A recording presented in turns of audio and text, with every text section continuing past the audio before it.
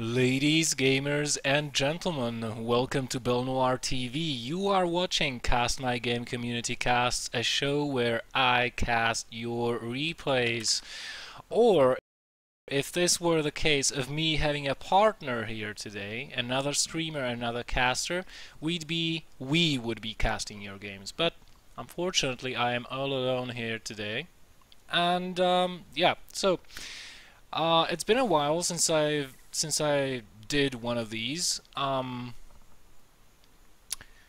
lack of content, or how else should I put it, was mainly due to the fact that school year has started for me, and most of you that watch regularly already know that I am a guitar tutor. I teach music. I teach little children how to play a guitar.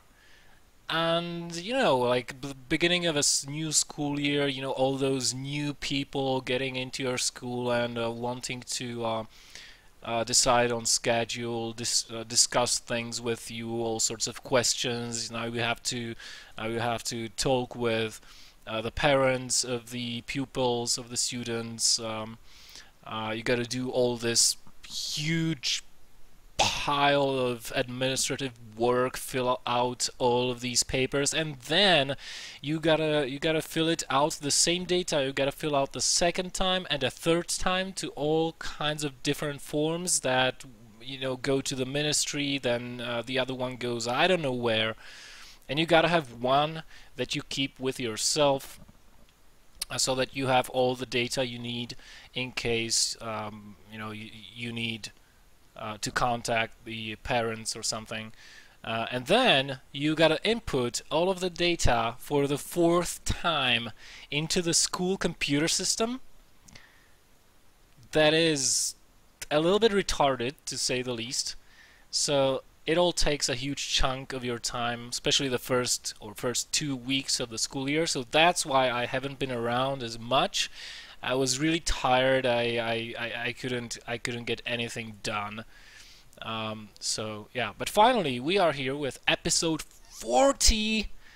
We have already done 40 episodes of this show, and yeah, as I said in my tweets, we have replays sent in by Water, Lollipop, and Gwynbleidd. So we'll be watching a ZVZ, a ZVP, and a TVZ today.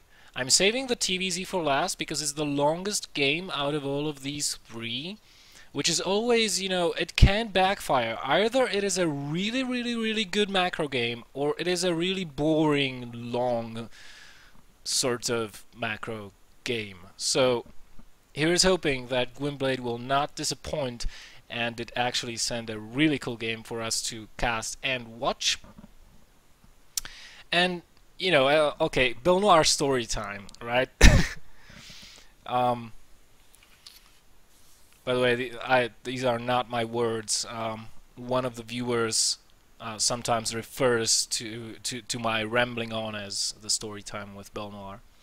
So today I got a new student, and I'm feeling a little bit uncomfortable around the student, quite frankly, and I will get into the reason why.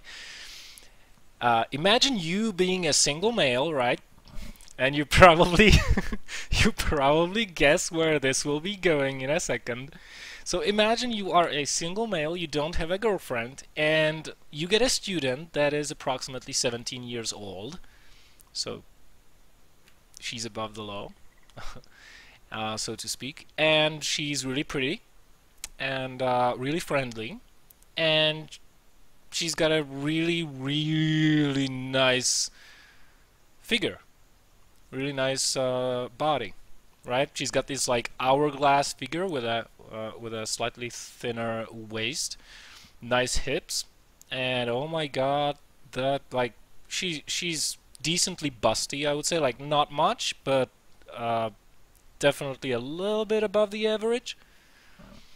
So like, you know, and you're teaching this girl, like she never played a guitar before, so when you teach her how to hold the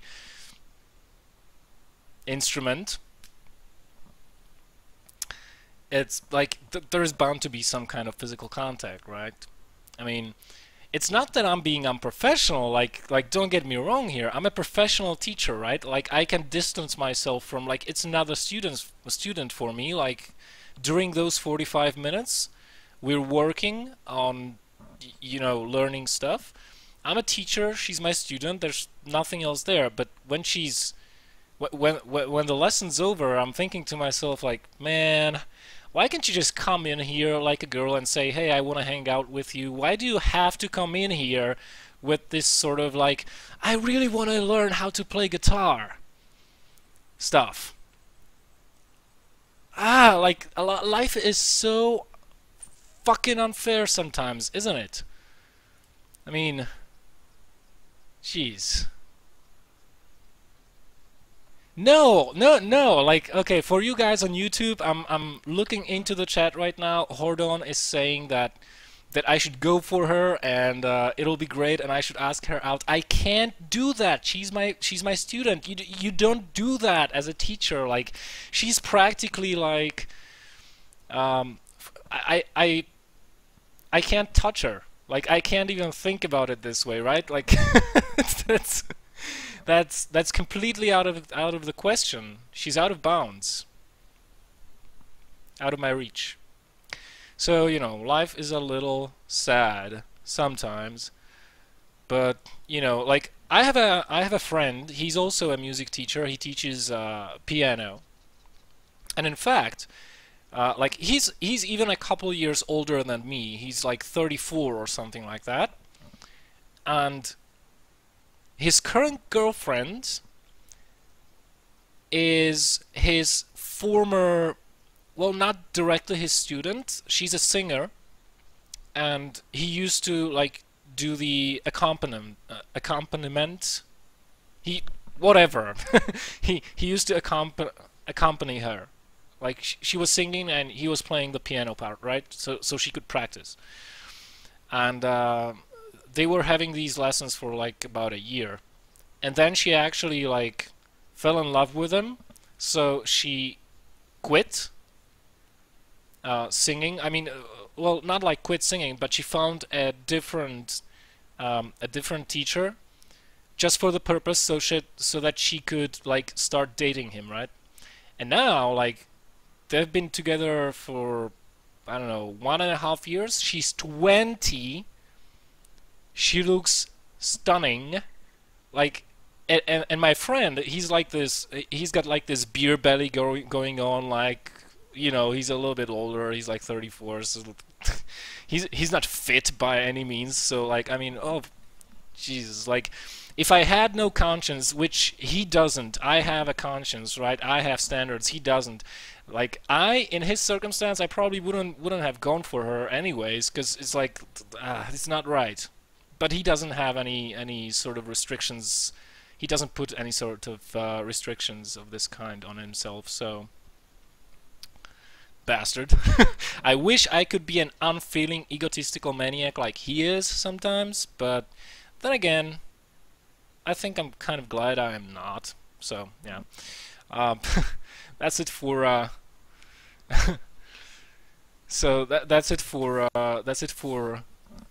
Um, that's it for Belle Noire story time, or story time with Belle Noire. I am I am glad that this got you guys talking, but story time's over. You can kind of discuss it in the chat as we go along. But for now, let's jump into the first game. That will be between Walter and Foxtrot. So let's jump straight in as I start at ×8 speed. For whatever reason. Alright, so in on Belshir Vestige, in the lower right corner, we have the red Zerg. It is going to be Walter, who sent in this replay, and in the top we have also a Zerg player. It's going to be Foxtrot, the blue Zerg. Now, neither of these guys so far have gone for any kind of early pulls. We can see that the overlords are being made. There is still the possibility of an overpull, but I rather doubt that, as we see on Walter's side of things, that 2 drones are being made immediately. and the same is true of his opponent Foxtrot, so nothing out of the ordinary is going to be happening. No early pressure, no early aggression. Which could have been the case, you know, if at least one of these players actually had some balls. But they could still prove to us that they do have some balls by going for a hatchery first. But unfortunately, Water is going just for the good old-fashioned spawning pool. Please, Foxtrot, please. No, what are you doing, Foxtrot? Why don't you make this a little bit more interesting? Come on. Come on. This is not fun. Yeah, so both of these guys going for their standard pool first into a hatchery on 16 for Water, and it's going to be a hatchery on 16 for Foxtrot as well. And we'll be taking their gases on 17 or 18, very likely. Each of these players should take one gas, unless one of them will be going for a gasless opening with 4 queens. And if that is the case, you get no gas for quite some time.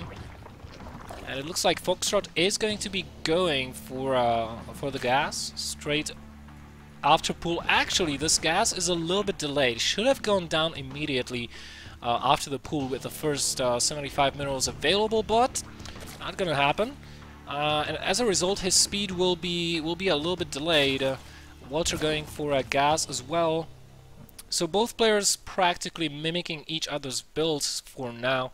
I'm gonna be keeping an eye on the number of drones mining that gas, because if you leave all 3 drones mining that gas after you accumulate 100 for the link speed, then definitely fast tech, or better yet, fast aggression is gonna be coming the opponent's way. So with the expansions finished, which is going to be looking over here at the geysers, we see that both players are very close to hitting that 100 gas mark, and Foxtrot actually getting a little bit ahead of Walter there, immediately starting that link speed, and he is keeping all 3 drones on gas. So I'm wondering, will we see a very fast layer here, or maybe something else? Since there is no roach warren and no baneling nest down yet, I kind of doubt it. There is the baneling nest, so, and even a spine crawler. Okay, so this is a clear indicator for us that Foxtrot is going to be playing defensively. Otherwise, why build a spine crawler, right? So he's probably going to be building only 2 banelings. And we can see that Water is doing the exactly same thing. How boring is that? So both players are going to be droning like mad until the baneling nest is finished. Again, Foxtrot has a little bit of a lead in that regard. And let's see, both players taking their gases right on time at around the 40 food mark. And somebody lost an overlord here, or maybe it is due to an extractor trick. Yeah. Gases were cancelled actually, and look at this. Walter saw that, and I'm wondering, did it confuse him a little bit? Looks like it has not. He's going with a fast layer. He already has about a 30-second lead in that regard compared to Foxtrot. So any kind of layer tech will be very fast for him. And Foxtrot, he's going for a greedy 3rd base here. Of which Water has no idea so far, and probably Water is going for a quick spire here, because we don't see a single roach warren anywhere. And now he scouts that 3rd base, and he's like, okay, I basically gotta kill that. And he'll probably wants to do that, but he also wants to have that spire out. So instead of producing an outrageous amount of links, he decides to, well, I'm just going to drop this down and just even out the odds. We have a couple of banelings being morphed here, 4 banelings, so a little bit of pressure will be coming Foxtrot's way as the spire is rising in the main base of Water. Let's see, how many links does his opponent have? 17 links, so unless he really badly missed micros, ooh, just like Walter did right now, then he should be fine. Just sending one link there and pick those banelings off. Very nice job here, getting 3 more banelings of his own. And Walter, that was not the best case of micro I have ever seen with the banelings just detonating on those incoming links ASAPly. So right now it is Foxtrot's chance to counterattack his opponent. His lair is just about now finishing, but look at the timing on the Spire. The Spire is almost done, and Foxtrot's lair only just now finished. Now, if Walter pumps all of his gas into Mutas without getting the upgrade, for example, or you know what, at this stage he can afford to get the upgrade. He can absolutely go for the +1 carapace on the Mutalisks and dump the rest of the gas into Mutas, and he will still be fine. A couple of bailing detonations here. Walter, will you get a good hit with that bailing? Looks like not, and well, Foxtrot is trying to make something happen here, but Walter so far holding the reins of this match firmly. A couple spore crawlers getting planted down here just to ward against incoming Mutas, and Walter already has the first batch of his Mutas out, whereas Spire from Foxtrot is still 20 seconds away from being done. This is a huge advantage here for Walter at this point in time. The worker count shows 43 to 53, so Walter is a little bit behind thanks to the harassment here at the third base, but that is going to, or should change very quickly here, especially if he starts attacking with those Mutas ASAP. And he is moving out on the map, probably looking for overlords at this point more than anything, but really what he should be doing is going straight for the mineral lines of his opponent before any spores are up and they are starting to grow into full-fledged matured spores very quickly here. Walter's time is running out, and I don't think he will be able to do very much damage here. Behind this, Foxtrot is already taking a 4th base. But that should get denied by Walter without any issue whatsoever, because he does have a huge Mutalisk lead, 16 to 3. Even the upgrades, I mean, he's not getting upgrades actually, which is really interesting. So he really banked on the fact that his opponent's tech is behind, and he really wanted to get that Mutalisk lead very early on. Now, as the Mutalisk count over the course of this game kind of evens out a little bit, then this might be a problem for Walter in the later stages of the game, because his Mutalisks will be a little bit weaker compared to his opponents, will not be able to withstand as many hits, thanks to the difference in armor upgrades. And so far, Walter, you know, with his Muta advantage, so far he hasn't really done anything with it. He still has air superiority, but that gap is closing moderately fast here and will start to close even more when this base is up and running. The larva actually is already at Foxtrot's disposal here, and Walter just trying to do damage wherever he can. Nice transfuses going off onto that Evo chamber, practically almost negating the damage that the Mutas did to it. Foxtrot, you know, one thing I like about Walter's play right now is that he is very active with those Mutalisks, whereas Foxtrot, well, he's just defending, you know. I mean, not that I blame him for it, even just by looking at this flock and this flock of Mutalisks, you can kind of tell that this flock is a lot bigger, and the last thing Foxtrot wants or needs at this point in time is to engage those Mutalisks. And even though the +1 carapace on the Mutalisks will help him in that fight, it will not make such a huge difference when we take into account that the Muta gap is still about 5 Mutas. Well, actually, now that it is a little bit more closer, he could take an engagement versus those Mutalisks, and especially if he had his own Zerglings underneath, he could actually wipe that Mutaflock out, and that would be game, but he's not doing that. Instead, he's transitioning into an infestation pit, pathogen glands getting researched, as well as +2 carapace for the Mutas, so he's bound to be producing at least some amount of infestors just to help out in the fights. One good fungal on Walter's Mutas, and that is all the edge he needs. He doesn't need anything else. Just one good fungal onto those mutas, and his own mutaflog will just finish Walter's mutalisks off. And it looks like Walter has gone a little bit too far into the enemy territory, and that gives an opportunity to Foxtrot to do a little bit of damage here himself. And look how careful he's been with these mutas. He just goes in, snipes one spore, and gets away before the huge flock of mutalisks from Walter returns. He knows how fast mutas are. He knows Belshir Vestige is a little bit of a shorter map, a little bit of smaller map here, so the travel distances are not as long as, for example, on Whirlwind or Frost. So he is not afraid to just go in, do 100% of damage that he's able to do, and get the heck out of there before the defenses arrive. So right now, a lot of flying on our other maps. Hold that thought, as we might have an engagement here, both on the ground and in the air, as the Lings are going at it. But look at the number of mutalisks from Water. It's actually 41 mutalisks compared to 28. This is not a fight that his opponent can take. But oh, there goes the fungal. Unfortunately, not catching a whole lot of those mutalisks. Only one or two go down. One additional missed fungal. The Banelings on the ground are going to be helping versus those enemy Lings quite considerably here. And Foxtrot is on the back foot. He's trying to take a fight here, but look how fast his mutalisks are falling. Compared to Walter's. Now the upgrade, the +2 armor carapace is going to kick in for Foxtrot. Will it be enough? No fungals available for him at this point in time.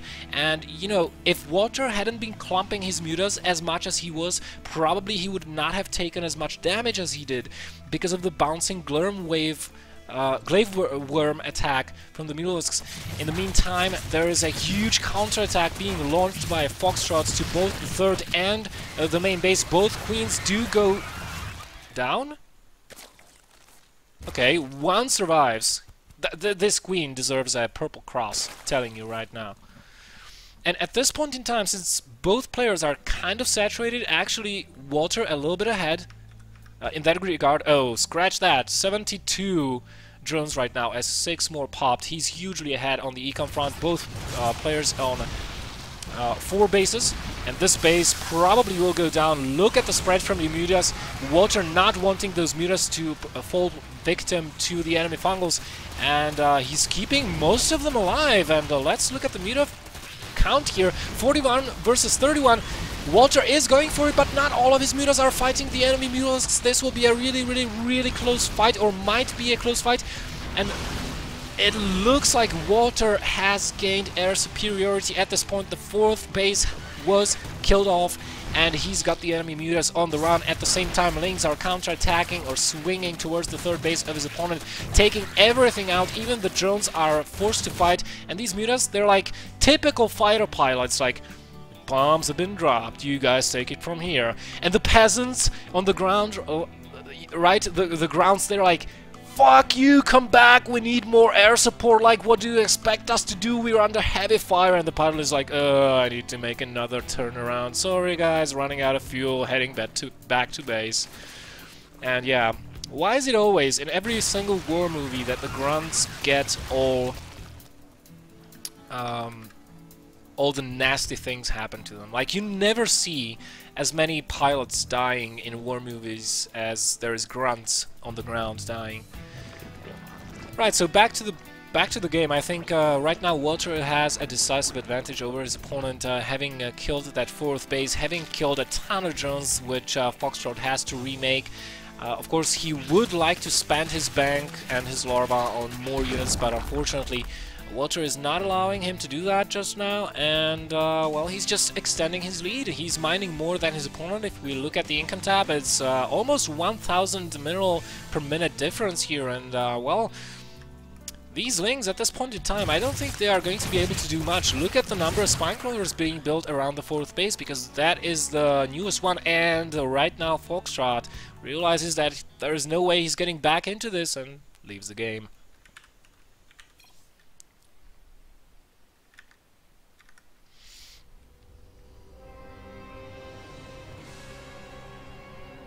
So that was the first game of the evening. Let me have a sip of Monster. as a refreshment for my vocal cords. Yeah.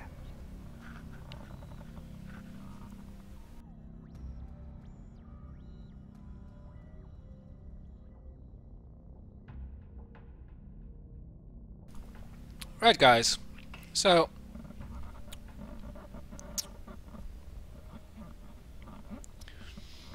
let us see here. The next game we have coming up is going to be ETRNTY Gaming's Lollipop, which is a Korean player, a Protoss. This is a game taken from the American server, and it is a PvZ, and it's going to be taking place on Acheron Wastes. By the way, guys, if you enjoy the stream, if there is anybody new watching by any chance, I would appreciate it if you hit the follow button. If you like the casts, that would be oh so cool. So, jumping into the game, the map, as I said before, is going to be Acheron Waste, and in the top left we have Bugz, the red Zerg player, spawning here, sending his first overlord out across the map, probably heading towards the natural base here. And his opponent is going to be this barcode player. This is ETRNTY Lollipop, the blue Protoss, and well, this is very interesting. Lollipop is going to be going for a Forge Fast expand here, which is, you know, lately in the metagame, it's not that common. Just because gateway expands give you a lot of options for early game pressure. Basically, with a gateway expand, you can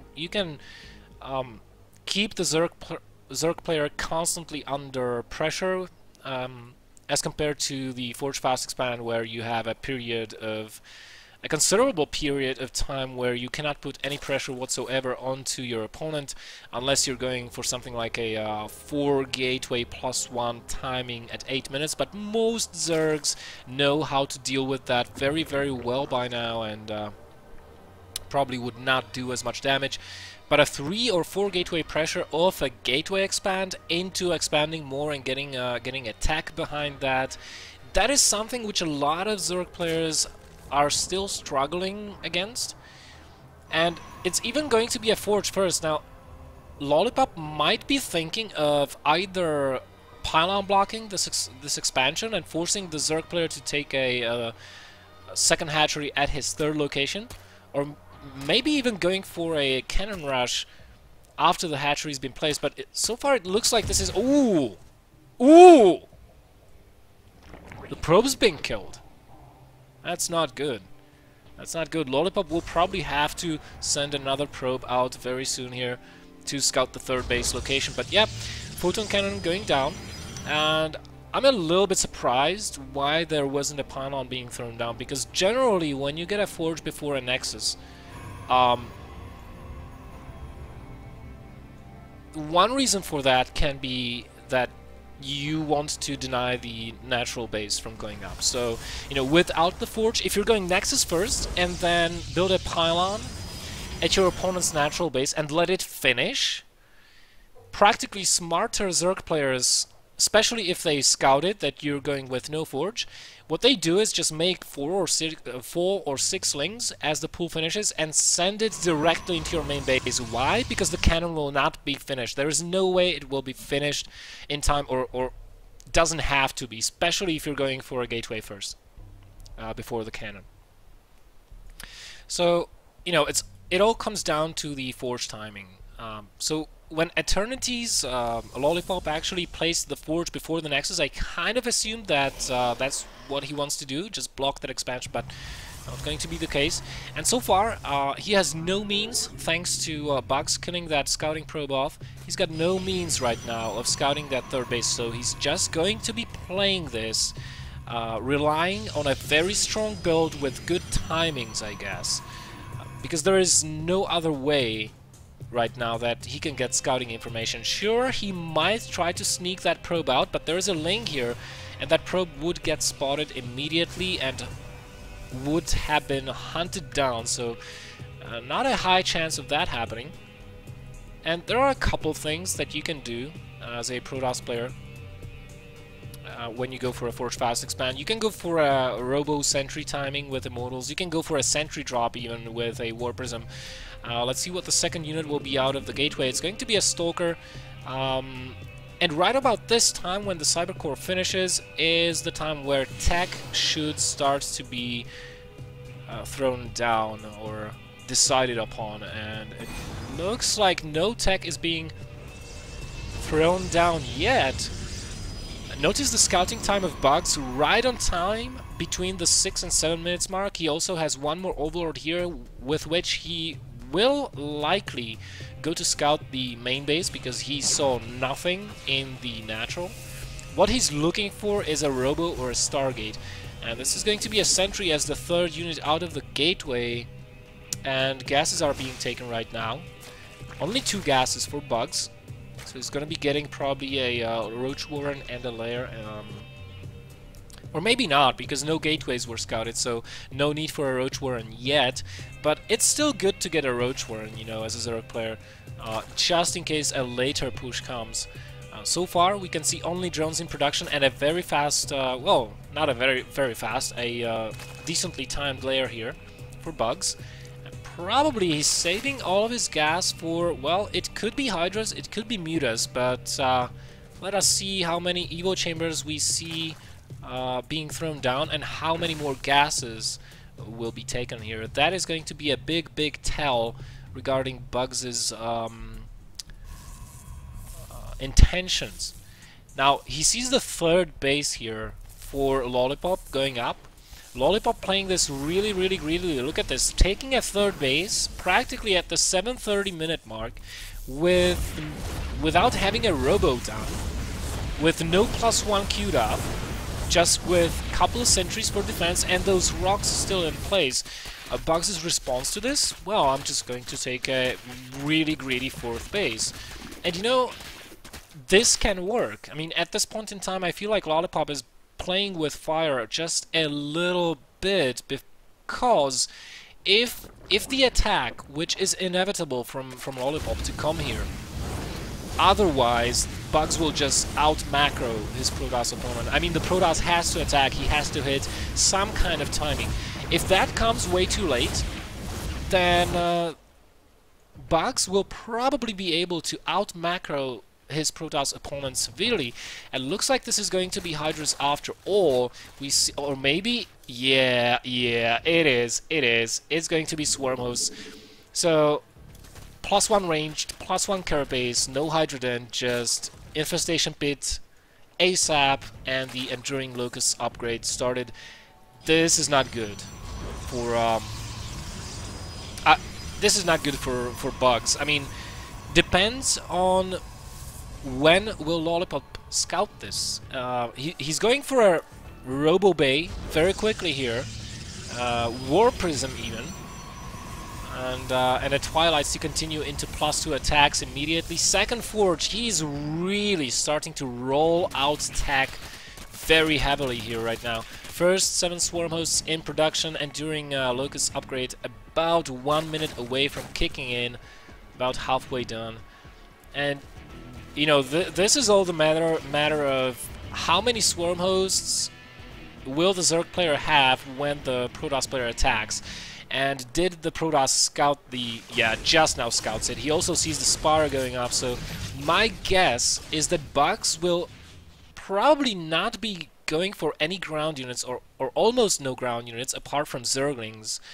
And those Zerglings, actually, they don't even have speed, so they're kind of useless at this point in time. That's a mistake, because Bugz definitely should have gotten that link speed up. And he's going to be getting Corruptors to protect the Swarm Hosts. Now, with this style, you need a lot of Spine Crawlers, a lot of Spores, and a lot of Corruptors. Like, basically around 20 Swarm Hosts is where you want to stop. and then you need to start getting a Mass Corruptor and Static Defense, and then round up your composition, ideally with a couple of Vipers.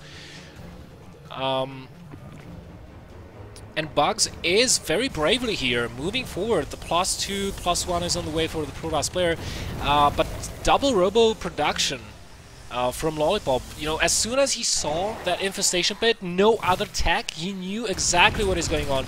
Meanwhile, we have a genius drop going on inside the base of Bugz. The Infestation Pit is down, which means no more Swarm Host production for Bugz, and the spawning pool even goes down before even finishing speed. This is absolutely crucial.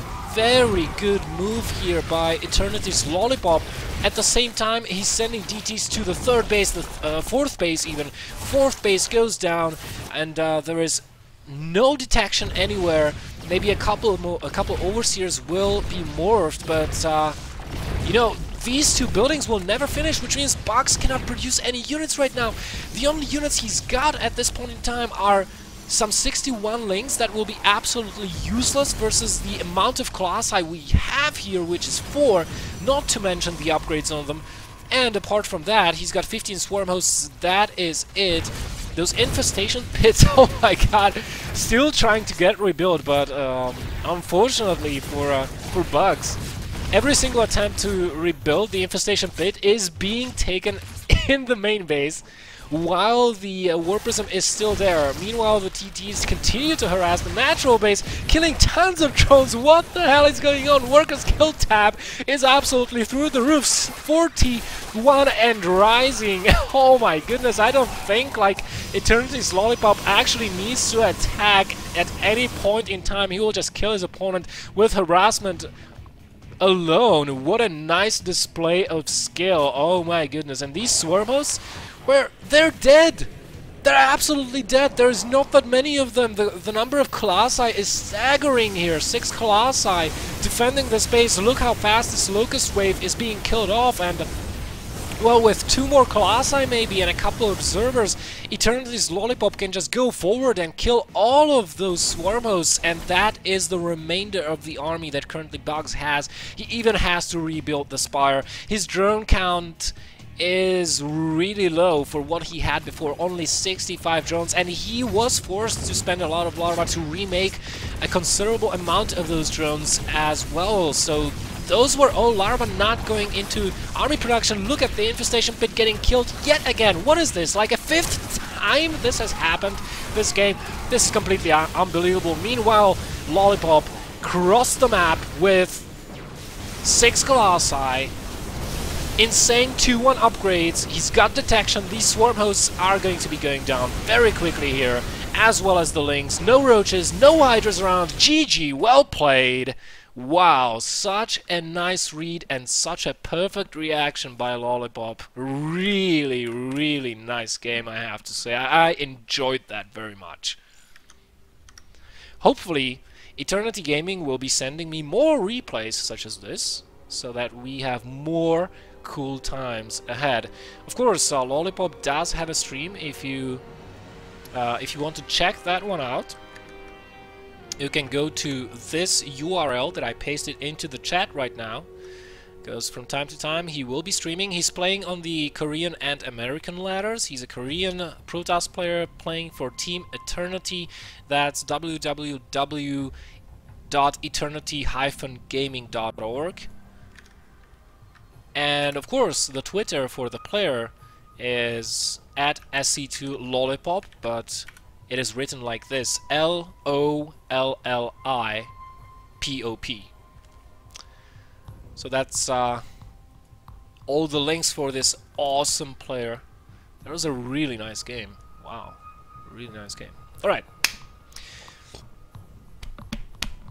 Excuse me. So gonna have a couple of gulps of this delicious thing here. By the way, in Hebrew alphabet, let me see if you actually see this. This sign right here, this one little sign, there are 3 of them, right? They are completely identical. Now, one of those signs in Hebrew alphabet, the numbers, the letters can also mean numbers, and this one stands for number 6.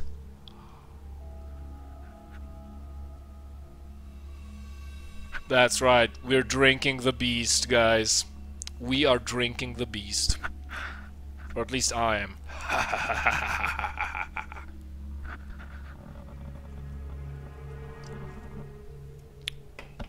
Hashtag evil laugh. Alright, gonna go into the final game of today. This is gonna be CRUX Gwynbleidd, a Terran player, who submitted this replay. He's gonna be playing... this is either from a tournament or just a custom practice game. He's gonna be playing versus INAE DuranO, who is a Zerg player, so a TVZ coming up. This game is 36 minutes and 12 seconds long, so here's hoping it's a good one. Let's load that right on in.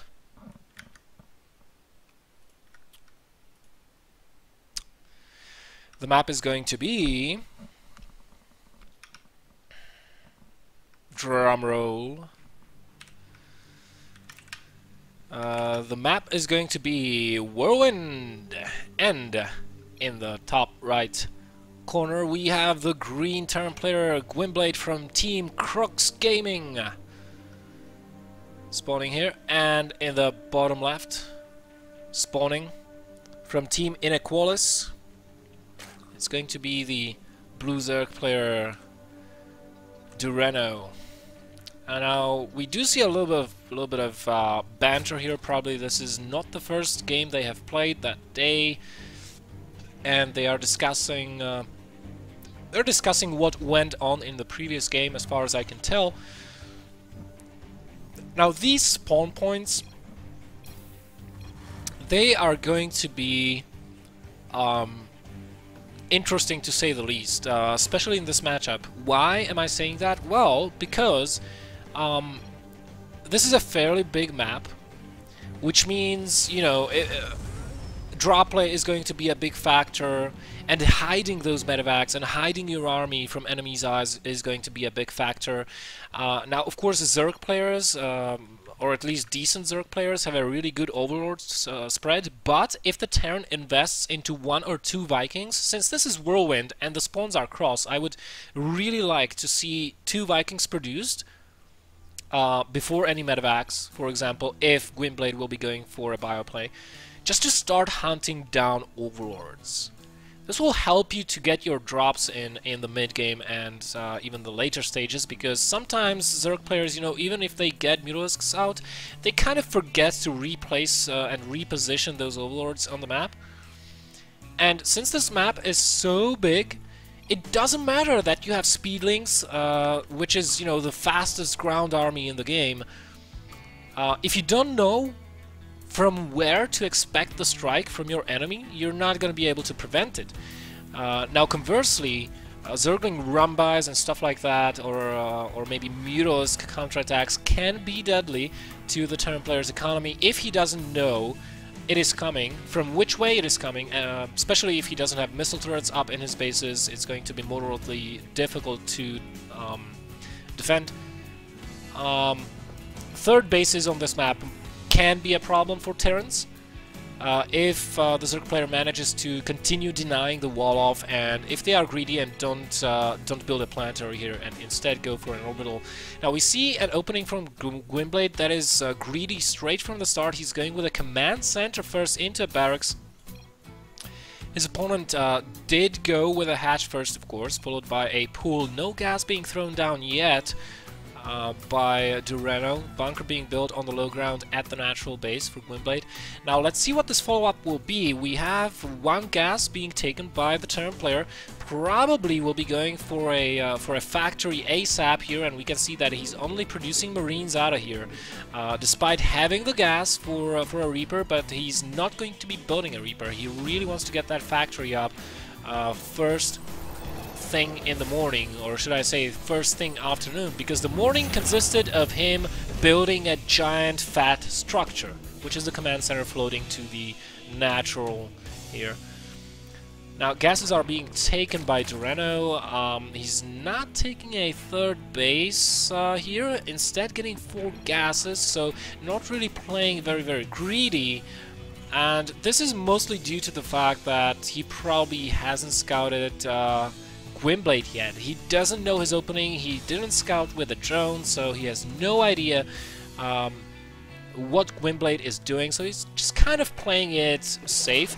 And I would say even overly safe, because, you know, getting 4 gases this early, look at the drone count, only at 42, so he's not really saturated at his natural base by any means. That is going to change.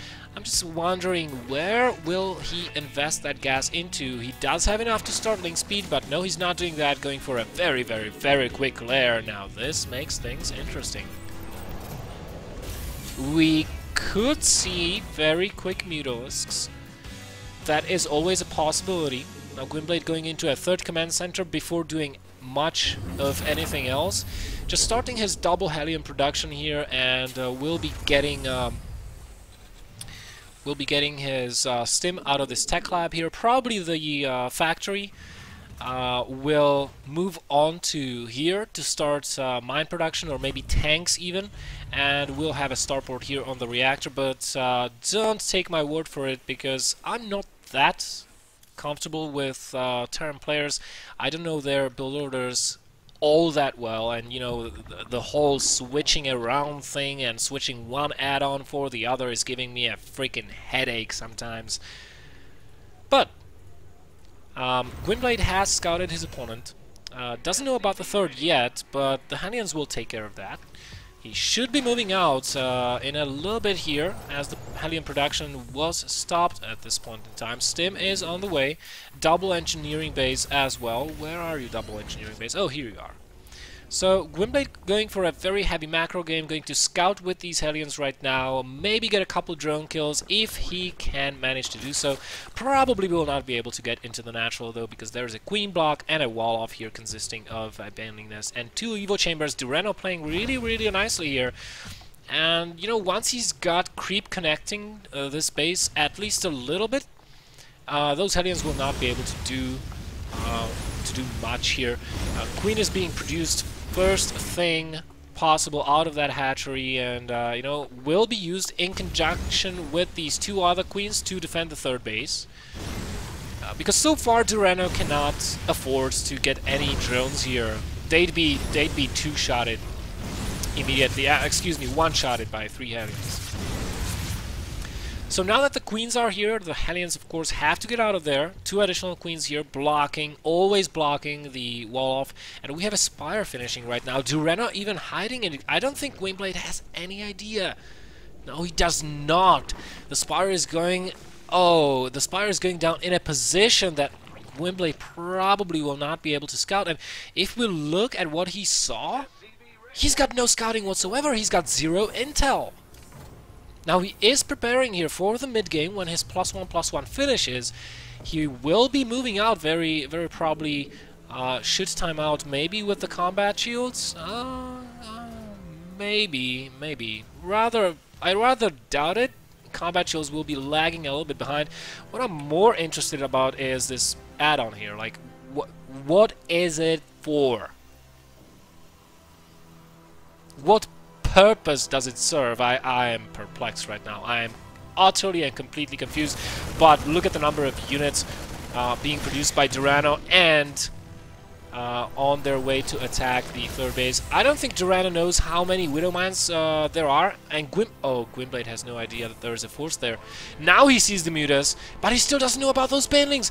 The Banelings are almost done. They're going to be moving into the third base. Meanwhile, the Mutalisks are hitting the main base. There are no turrets here, only 1 in the mineral line, but all of these NG base, the add-ons, everything is completely unprotected. The Banelings are rolling in, are going to be sniped, but a lot more. Where that came from, decent connections here. Is it going to be enough? Oh, just barely not. And Gwynbleidd holds, but the Mutalisks are trying to do a little bit of damage in the main base. Well, you know, honestly, I don't think this worked as well as DuranO wanted it to work, and he is behind on drones at this point, just because he did not drone as hard. He produced very many units too early in the game, I feel like, and his slightly later third compared to the build that Gwynbleidd was doing also hit his worker count relatively hard comparatively to Gwynbleidd's. So Gwynbleidd does have the advantage, 2-2 on the way for both players, similarly timed, so neither will have an advantage going into the later stages of the game. And what that means pretty much is this game should come down to the economy, unit counts and types, and engagements. Engagements above all, just because of the way the Widow Mines and the Banelings work versus one another. I mean, you get a couple good Baneling hits and suddenly you're hugely ahead, but you take one very bad Widow Mine hit onto those Banelings and you're so behind that you're going to be pulling your hair out and wishing that you'd be dead already. Hopefully this will not be the case with DuranO here. He does have quite a considerable amount of Banelings morphing in right now. We have 16 morphing in, and the infestation bit is finishing up to be able to start that hive. I think he will be going for a very fast 3-3 here. Meanwhile, no drops occurred so far in this game. Just a couple of Hellions scouting out the map. No gas is being taken here at the third base by Gwynbleidd, and well, we just have more stuff being added on by the Terran player. And you know, I would really have loved to see 2 Vikings or something, just to make it that much harder for DuranO to detect those drops. 4th base going up for both of these players, which pretty much means that the Terran player is ahead just because of having the advantage of the mules. He'll be mining slightly more than DuranO whenever he drops those, and look at the connections here. The Banelings are actually hitting a lot more than they were supposed to, but Gwynbleidd pulling back very nicely here, and still retaining some unit count here in the center of the field. We have 25 Marines for Medevacs, and only 6 Mutalisks for DuranO. He could produce 6 more, but versus a heavy Marine production of 11 Marines at a time, 6 more Mutas are not going to do that much, and frankly, he cannot use them in a fight so far. Hive is finished though, which means 3-3 will be queued up. Adrenal glands, I really love DuranO prioritizing this upgrade above anything else. He queued that one up even before getting into the upgrades for his ground units. Gwynbleidd overstayed his welcome here a little bit, will be forced to pull back slightly, but is still retaining his aggressive position here in the center of the map. Does have map control. Does have 4 bases, a lot of Widow Mines burrow. DuranO is doing a nice job of only sending a couple links forward every single time to trigger those mines so that his main force is not under such a great threat, but yeah, it's not enough. I feel like Gwynbleidd, look at the supplies, 170 to 130. This is a very bad position for DuranO to be in right now. And moreover, we have infestors being built, yes, but there it is. The ultras are starting to come out. Now, what DuranO needs right now, absolutely needs, are miraculous fungals. That's what he needs. Because if he doesn't get those fungals, I mean, off-creep Ultralisks, as most people know, can be kited quite well by Marines, even by Marauders, and eventually will die without doing much of anything. And Gwynbleidd, you know, I really like his army movements here. He just takes up a position around the Widow Mines, spreads his army into small groups, and then just takes one of the... Oh my goodness, what a fungal! Third one to follow it up to kill the remainder of that force. That was the fungal that DuranO needed, and with a very low Marine count right now, look at the supplies suddenly equalize 154 to 160, but with the production Gwynbleidd has.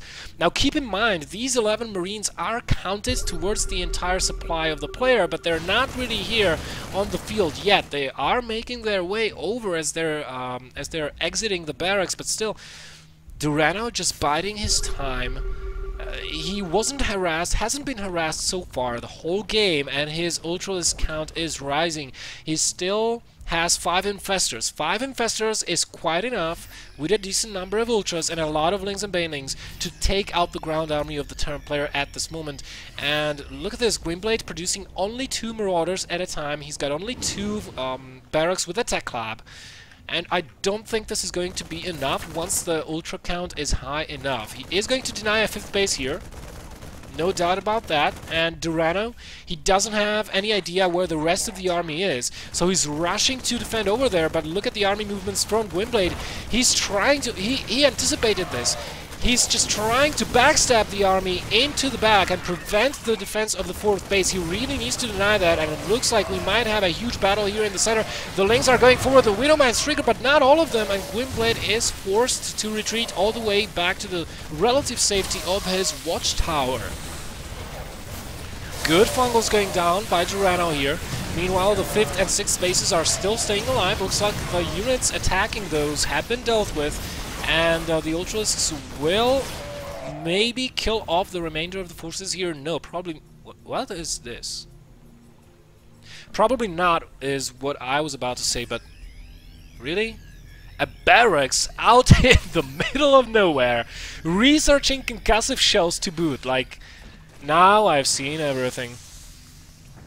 Good transfuses here on the Ultras. Couple Corruptors to help deal with the medevacs. In fact, if we look at the medevac count, it is only as 2. Gwynbleidd hasn't been as diligent with his medevac production as he should have been, in my opinion, because the more medevacs you have, the harder it is for the Zerg player to kill you off. Let's see how many he lost. Actually, he lost 5 medevacs, but having only 2... 4 now. Okay. So, he produced a total of 7 medevacs in a 20-minute game. Not the best. I would have expected something more closer to 14 maybe. Oh my god, this base is so low on health, and Gwynbleidd constantly sending out small groups of units to test the waters out on the map. You know, he is forcing our army movements out of DuranO this way, and this way he actually knows where his army is without the need of scanning the entirety of the map piece by piece. And look at this snipe. No, no, no, why would you... You could have tried, Gwynbleidd! Come on! Okay, this is actually really smart. This is actually really smart. He killed a couple of those mutas there. Oh yeah, Gwynbleidd, you will get a hatchery kill, maybe. Again, he's baiting the army here to the center to allow this drop to do maximum potential amount of damage. I really like this play, and we have a greater Spire finish, by the way, for those who haven't noticed. So there's a second reasoning behind getting those Corruptors. Will DuranO have enough time to get those Broodlords out, as he is getting behind or beyond the 200 food limit count? And Gwynbleidd finally starting to drop. DuranO doesn't look like he's able to cope with this very well. His army is out of position, and you know, this is an army that has a really high supply value, which means there is not a lot of units, considering DuranO is 21 of 200 and he is not able to build any more units. Another hatchery snipe for Gwynbleidd. If he keeps this up, he's going to have such a huge bank that after the engagement that is going to take place in about 5 minutes here, he will be able to repopulate so much faster than the Zerg player, and after the next engagement, I feel like DuranO will be out of gas. So, yeah, 2 hatcheries killed. DuranO's income is plummeting here, as Gwynbleidd is going in for a double drop onto the 3rd base. But hold that thought, we have a huge engagement in the middle. Ultralisks leading the charge. Fungals trying to go down onto the Marauders. Not a whole lot of Marines here, and the 0 Vikings, which means the Broodlords actually have the reign of the skies, even if there is only 3 of them. Meanwhile, though, the 3rd base probably will go down, and the macro hatch might fall as well before this is defended. Where is the 2nd medevac? Where is has it gone to? I can't see it anywhere. Probably was killed. But yeah, the 3rd was killed off by Gwynbleidd. Oh, he might even get the Great Aspire before the upgrade finishes. Scratch that, he might get the Great Aspire! That's the big deal. This army having to go all the way around, and it won't be in time. The Great Aspire has fallen, and right now there is no point for all of these starports. That's why we see tech labs being added on. And it looks like Gwynbleidd is thinking about a Raven battlecruiser transition. He will need ghosts with this as well, which is the ideal complement to that army. Oh my god, the transfuses, this Broodlord, man, that stayed alive for way longer of a time than it should have. But again, it looks like Gwynbleidd has a perfect ratio of Marauder to Marines to deal with the army that DuranO is throwing at him. DuranO is killing off medevac after medevac, though, and will have a chance to diminish the Viking count as well and keep it very, very, very low. But the Widow Mines are helping Gwynbleidd out quite a ton. And speaking of tons, there was a ton of fungals being used onto that infantry and a ton of lost hit points. DuranO looks like he is breaking Gwynbleidd at this point. Can he reinforce fast enough? Only off of 2 bases. His income, remember, is really, really, really low, and his bank is almost gone. Half the army is in the air in Corruptors, which is not contributing to the fight on the ground. The Infestors are all but out of energy. Infested turns will die off in a matter of seconds here. And while this base, even if this gets killed off by DuranO, more bases are here by Gwynbleidd. He's got tons of mules. All of these are planetaries, so he will be able to mine minerals and gas. DuranO will not. And as well, these Broodlords here, they're basically sitting ducks. They cannot retreat. He's got even Queens here protecting them, but here come the Ravens. If the Raven gets enough energy for a point defense drone, those Corruptors will never do anything in the coming fights here for DuranO. This was really close. DuranO almost breaking through, but like I said, the economy not being there, and Gwynbleidd having a ton of production facilities back home, so he was able to reinforce very, very quickly after losing almost the entirety of his army in the center and having to run all the way back to Mama. Greater Spire being started yet again here, but what is DuranO going to produce? I mean, he's got more gas than minerals, but not a whole lot of it. Now that we take a look down here, and there are almost no useful units that he can produce at this time. He just doesn't have the resources required. Another base from Gwynbleidd might go down here. Couplings will get killed off, but still, Gwynbleidd still has this base. And remember, with mules, it doesn't matter that you only have 1 base. If you drop a whole lot of mules here, you can, yeah, you will mine that base off really, really quickly, but you can mine from that really fast. Good fight here. Point defense drones being utilized very well, keeping those Vikings alive. But the ground army has been killed off. Oh, nice hit there on the Widow Mine, killing itself and Ultra. And the production from Gwynbleidd is just never ending. 12 Marines, 2 Marauders, 2 Ravens. I really want to see BCs being made. Where are the battlecruisers, Gwynbleidd? Come on, do it. Do it. Do it! I want to see BCs. I want to see BCs so hard, and look at the rally points. 156 supply to 116. I don't even know how DuranO is still in this game, to be quite honest. I mean, he should have been dead so many more times over. But Gwynbleidd somehow not making the most cost-effective engagements. I mean, don't get me wrong, the engagements he did take were very well fought.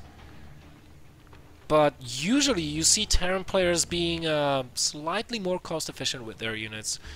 And after killing two or three, was it, of those bases, mining bases might I add, off, and killing like this many workers, he should have had the game, or should have had a bigger advantage. But he still does have a huge advantage. Oh my goodness.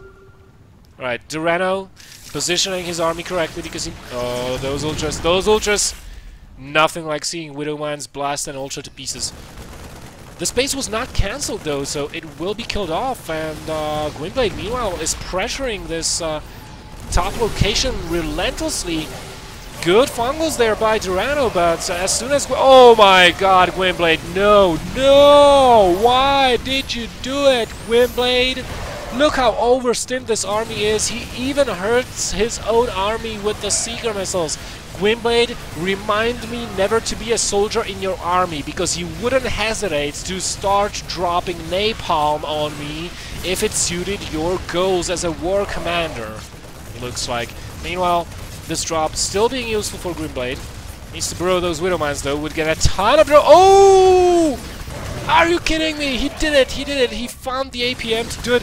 More Widow Mines being buried here. Oh my god, 2 bases shut down in one swift move, and look at the remax from Gwynbleidd. He's even getting more and more and more bases up as he realizes that he is running out of resources. Nothing remaining here with the heavy mulage going on over at this base. This is going to be dry very quickly here.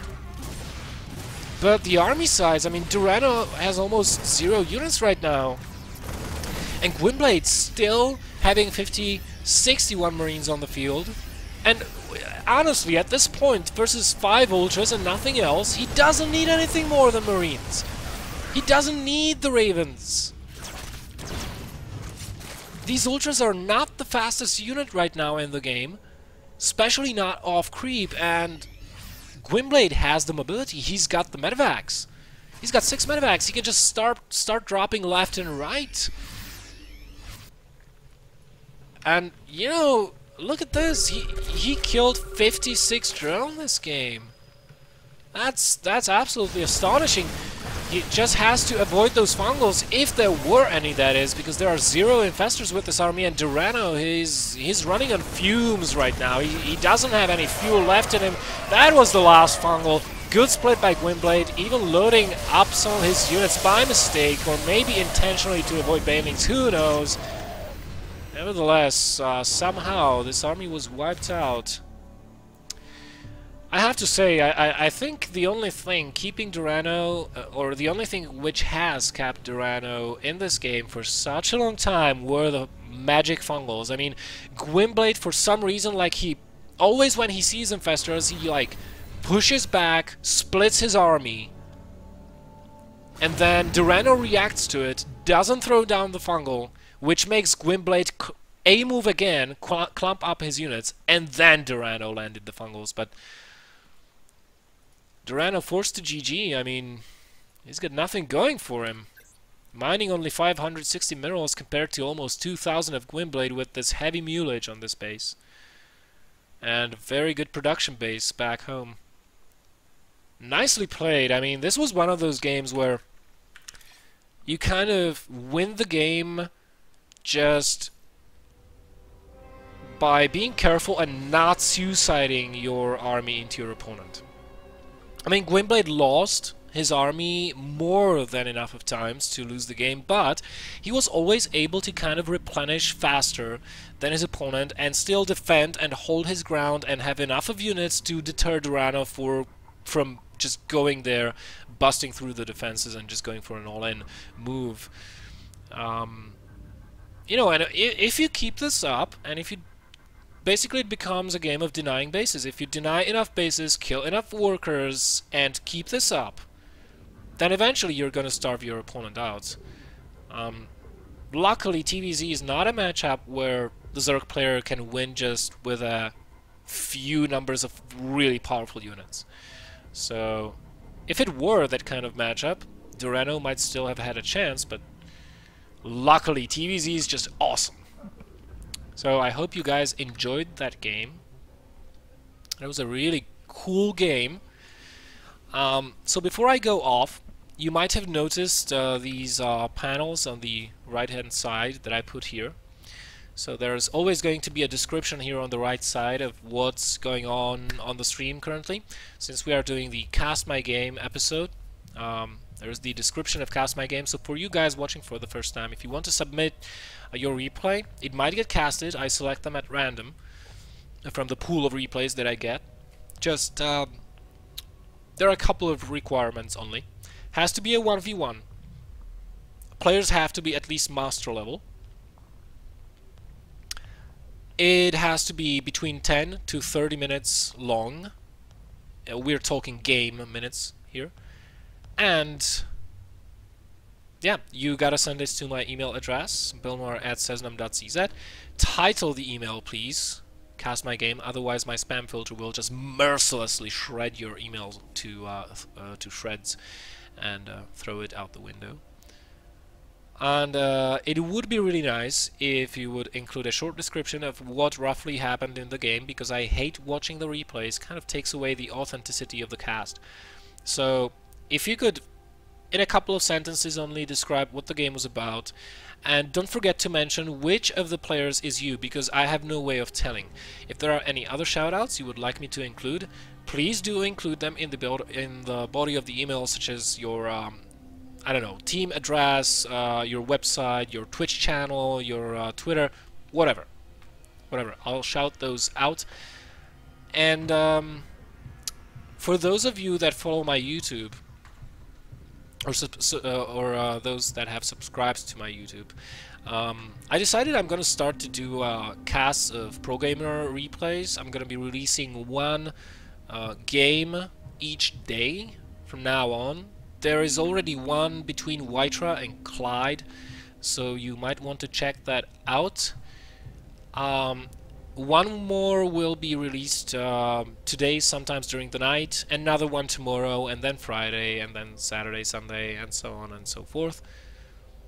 And if you can't get enough of me, still, after all the Cast My Games, the ladder streams, the YouTube videos, then down here you have my nearest upcoming events that I'm going to be doing. So tomorrow, Wednesday, September 18th, I'm doing Zowie Gear UK Open qualifiers with the illustrious Mr.